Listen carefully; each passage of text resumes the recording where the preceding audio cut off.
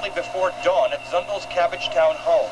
Damage to Zündel's home and 2 neighboring buildings is estimated at $600,000. Metro Police Detective Brent Lake says surveillance cameras, which Zündel installed, may help them make an arrest. There's been a videotape turned over to the police. It's going to require some enhancement, or at least some viewing. We don't have the equipment at the station here to look at it. It's been sent over to headquarters ident, and they're working at it right now. This is the sort of angle Zündel surveillance cameras would have had. Police say the video shows a man with a gas can similar to this one pouring liquid around Zündel's house. Then it shows the fire starting. Zündel himself is in British Columbia. Jerry Neuman was house-sitting for him when the fire broke out. He says the media is responsible for a climate which encourages attacks on people like Zündel. And people who don't know Mr. Zündel and only see him through the media get a misconception of who he really is and what he stands for, and therefore, eventually, between that and all the anti-German propaganda, you end up with actions like this. 2 years ago, anti-racist activists damaged the home of one of Zündel's associates, Gary Schipper. Schipper says the anti-racists will do anything to stifle people like him. Absolutely. They don't like our thoughts, therefore they want to kill us. Is that simple enough? Zündel supporters say today's fire may have been timed to coincide with the 50th anniversary of VE Day. They also say that the fire, if it is arson, proves that Zündel and his associates are the real victims.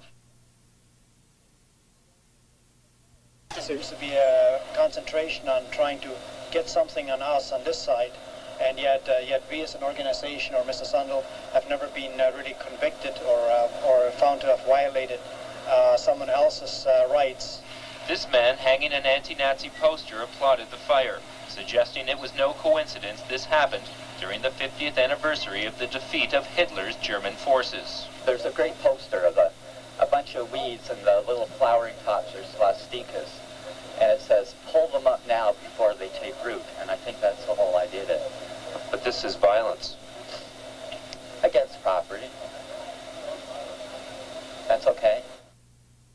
Police now know the man they're after is white, about 35, 5'10" to 6 feet tall, slim to medium build, bald or short hair, clean-shaven, wearing a Tilly-style bush hat, light pants, and brown cowboy boots.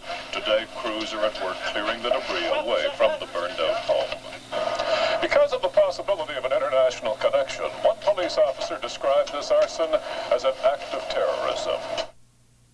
In Metro's other possible hate-related crime, police have a little more to go on. They have this surveillance video taken outside Ernst Zündel's home, and it shows this man dropping some sort of flammable liquid around his home. The suspect is described as white, 35 years old, 5'10" to 6 feet tall, slim to medium build, bald or with very short hair, wearing a Tilly-style beige bush hat and brown cowboy boots. A U.S.-based Jewish fringe group has apparently claimed responsibility. Police say they're just keeping an open mind at this point. If you know anything about this arson, you're asked to call them at 324-5104 or Crime Stoppers at 222-TIPS. Laura Di Battista, CityPulse. If we have to fight with weapons over that, it's unethical. That's not really what Mr. Zündel stands for, because he's a total pacifist.